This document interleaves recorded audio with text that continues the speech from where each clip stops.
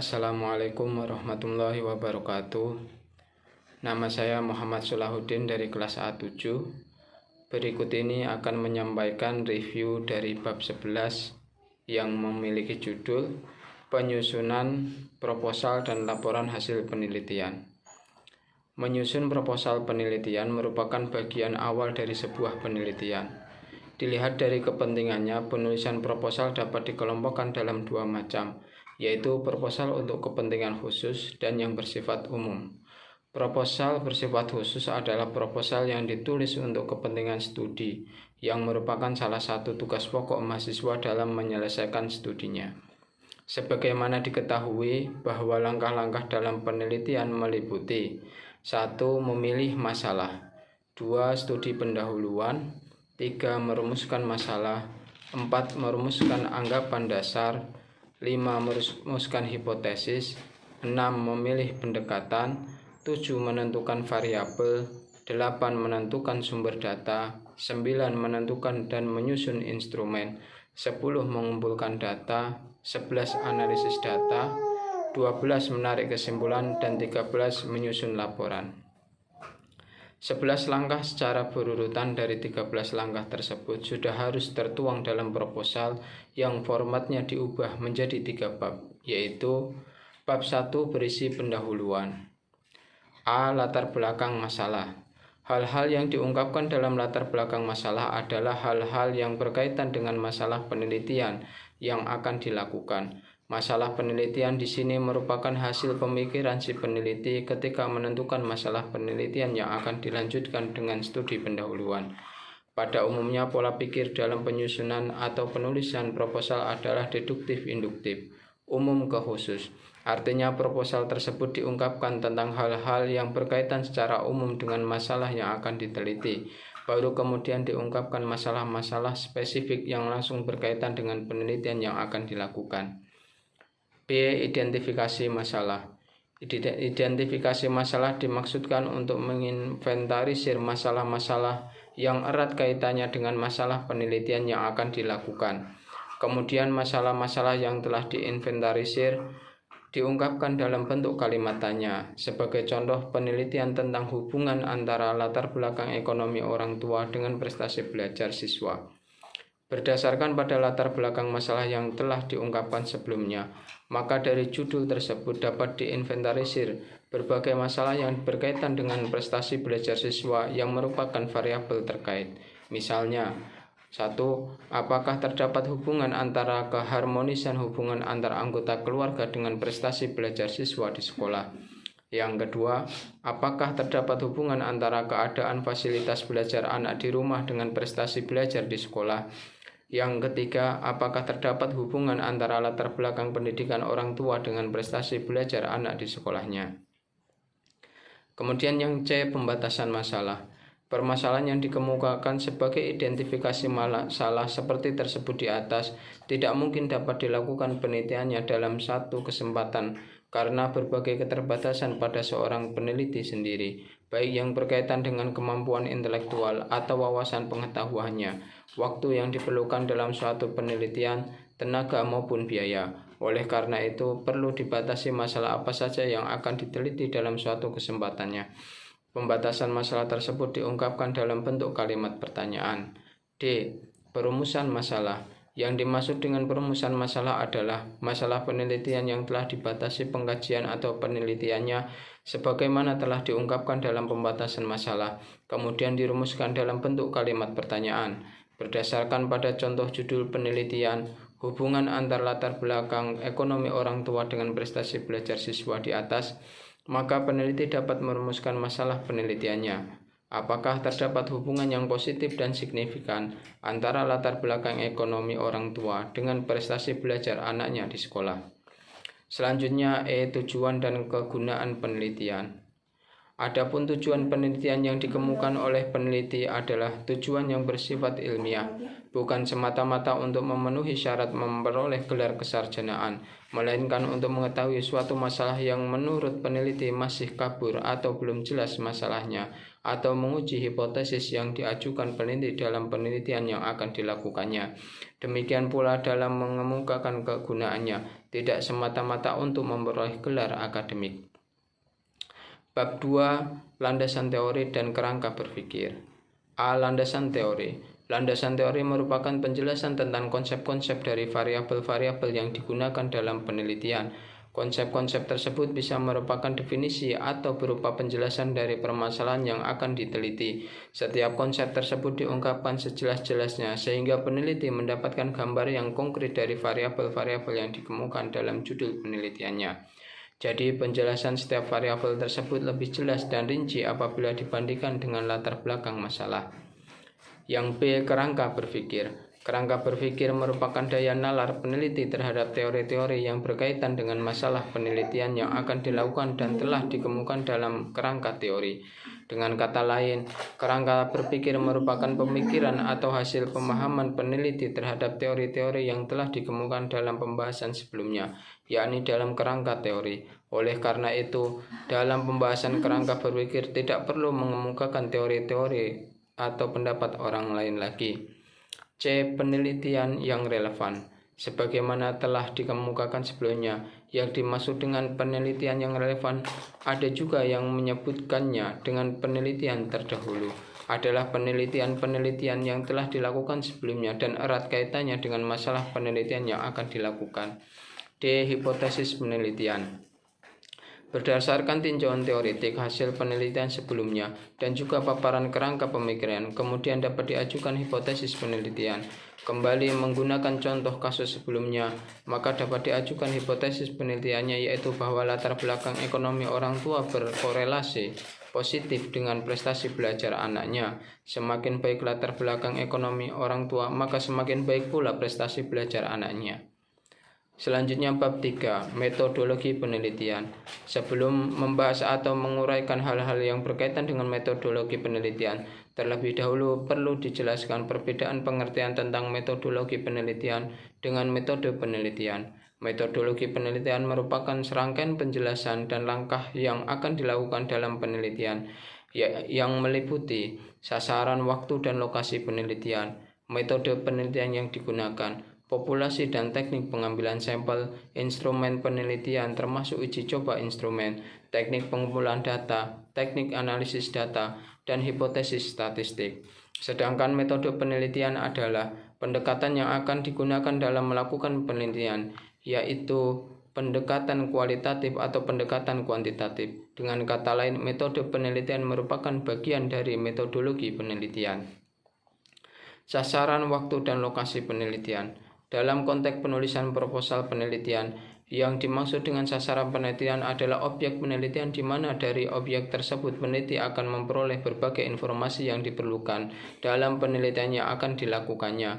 Waktu penelitian adalah waktu yang diperlukan peneliti dalam melakukan penelitiannya mulai dari tahap pertama atau persiapan sampai tahap akhir, yakni penulisan laporan hasil penelitian. Sedangkan lokasi penelitian adalah tempat di mana objek penelitian berada. Dalam menentukan sasaran penelitian, peneliti harus merinci secara jelas siapa yang akan menjadi sasaran penelitiannya, disertai dengan alasannya yang logis sesuai dengan kaidah-kaidah penulisan karya tulis ilmiah. Demikian pula halnya dalam menentukan waktu pelaksanaan dan lokasi penelitian. Dalam menentukan waktu penelitian, peneliti harus dapat memperkirakan dengan tepat berapa lama waktu yang diperlukan untuk penelitiannya itu. Dalam hal lokasi penelitian pun harus jelas mengapa peneliti memilih lokasi penelitian di suatu daerah tertentu. Dengan berbagai kejelasan tersebut, siapapun yang membaca proposal penelitian yang disebut si peneliti dapat memahaminya. B. Metode penelitian yang digunakan. Metode atau pendekatan penelitian yang digunakan dalam penelitian merupakan salah satu kunci keberhasilan sebuah penelitian. Baik tidaknya hasil penelitian, salah satunya di antaranya ditentukan oleh tepat tidaknya dalam memilih metode penelitiannya. Sebagai misal, apabila seorang akan memancing ikan, maka alat yang digunakan untuk memancing ikan lele akan berbeda dengan pancing yang akan digunakan untuk memancing ikan gurame. Demikian juga halnya dalam hal menentukan metode yang akan digunakan dalam sebuah penelitian. Peneliti harus tepat dalam menentukan metode penelitiannya. C. Populasi dan teknik pengambilan sampel. Populasi adalah keseluruhan objek penelitian atau seluruh data yang menjadi perhatian peneliti dalam suatu ruang dan waktu yang telah ditentukan. Populasi dapat berwujud sejumlah manusia, kurikulum, kemampuan manajemen, alat-alat mengajar, cara mengajar, cara pengadministrasian, kepemimpinan, peristiwa, dan lain-lain. Dalam penentuan populasi dikenal dengan istilah populasi target dan populasi terjangkau. Populasi target adalah menggambarkan seluruh sasaran penelitian, sementara populasi terjangkau adalah menggambarkan sebagian dari seluruh populasi. Adapun sampel adalah bagian dari populasi yang dianggap dapat mewakili populasi secara proporsional. Dengan kata lain, sampel yang diambil tersebut harus dapat menggambarkan populasi besarnya sampel. Besarnya sampel yang diambil dalam sebuah penelitian, tidak ada satu aturan pun yang dapat dijadikan patokan dalam pengambilan sampel.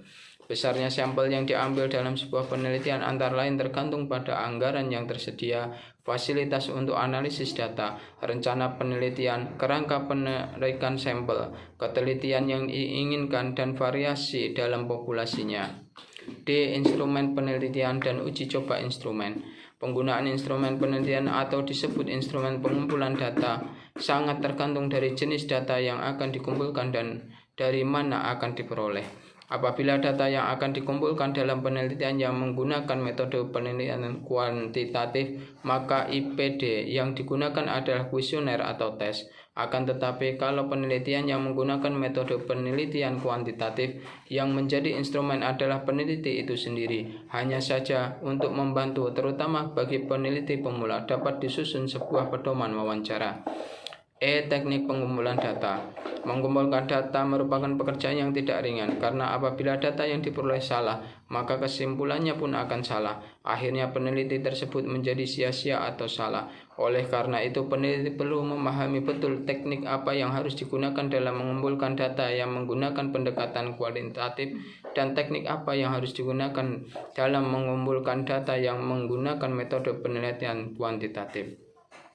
Apabila data yang akan dikumpulkan menggunakan metode penelitian kualitatif, maka teknik pengumpulan datanya adalah telah dokumen, wawancara, pengamatan, atau diskusi grup. Sedangkan kalau data yang akan dikumpulkan menggunakan metode penelitian pendekatan kuantitatif, maka teknik pengumpulan datanya dengan penyebaran angket atau tes. Teknik analisis data. Dalam menganalisis data diperlukan ketekunan dan kejelian terhadap jenis data. Misalnya, data yang diperoleh dari penelitian yang tidak memerlukan pengujian hipotesis tidak dapat dianalisis dengan analisis statistik, tetapi dengan analisis deskriptif. Dalam hal ini, peneliti harus memahami betul data yang telah dikumpulkan itu termasuk data kualitatif atau data kuantitatif. G. Hipotesis statistik. Hipotesis statistik diperlukan hanya dalam penelitian yang akan menguji hipotesis atau dalam penelitian yang menggunakan metode penelitian kuantitatif. Hipotesis statistik berupa rumusan untuk kepentingan pengujian hipotesis. Pembahasan proposal penelitian seperti kemukakan di atas adalah proposal penelitian dengan menggunakan metode penelitian kuantitatif. Sedangkan apabila penelitian yang akan dilakukan menggunakan metode penelitian kualitatif, pada bab 1 peneliti tidak perlu membahas tentang identifikasi masalah dan pembatasan masalah. Kedua hal itu diganti dengan pertanyaan penelitian. Pada bab 2 tidak ada hipotesis penelitian. Demikian juga pada bab 3 tidak ada populasi sampel dan hipotesis statistik. Selanjutnya, daftar pustaka. Yang dimaksud dengan daftar pustaka adalah berbagai literatur yang dibaca untuk mendalami permasalahan-permasalahan yang diteliti. Daftar pustaka tersebut bisa berupa buku, majalah, brosur, dan sebagainya. Selain daftar pustaka, ada juga yang menyebut dengan istilah lainnya, tapi maksudnya tetap sama, yakni berbagai literatur yang menjadi rujukan atau memberikan inspirasi terhadap peneliti dalam melaksanakan kegiatan penelitiannya. Proposal untuk kepentingan umum. Yang dimaksud dengan proposal untuk kepentingan umum adalah proposal yang ditulis untuk penelitian yang umumnya dibiayai dari pihak lain, baik dari lembaga sosial, lembaga pendidikan, lembaga swadaya masyarakat, dan lain sebagainya. Dengan kata lain, peneliti yang mendapatkan sponsor dalam pembiayaannya. Tata cara penulisan hasil penelitian. Laporan suatu kegiatan penelitian harus memuat berbagai aspek yang dapat memberikan gambaran kepada pembaca tentang seluruh kegiatan penelitian, mulai dari persiapan sampai kepada penarikan kesimpulannya.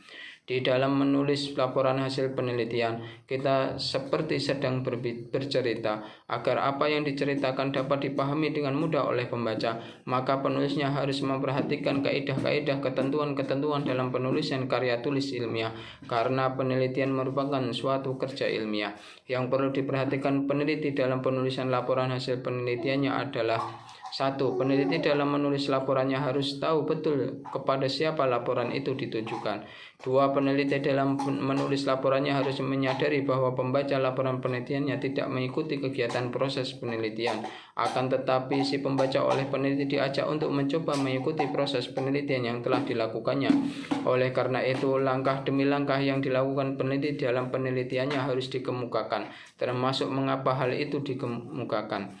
3. Peneliti dalam menulis laporannya harus menyadari bahwa latar belakang pengetahuan, pengalaman, dan minat pembaca laporan penelitiannya tidak sama. Oleh karena itu, peneliti harus mengemukakan dengan jelas posisi atau letak dan kedudukan hasil penelitiannya dalam konteks pengetahuan secara umum. Dan yang keempat, dalam menulis laporan hasil penelitian tidak perlu semua data yang diperoleh dilaporkan, tetapi yang penting adalah jelas dan meyakinkan. Waktu menulis laporan. Sebelum mulai pada tahap penulisan laporan hasil penelitian, terlebih dahulu peneliti akan menyusun kerangka penulisan laporannya. Hal ini dimaksudkan untuk memudahkan peneliti sendiri dalam melakukan penulisan laporan penelitiannya.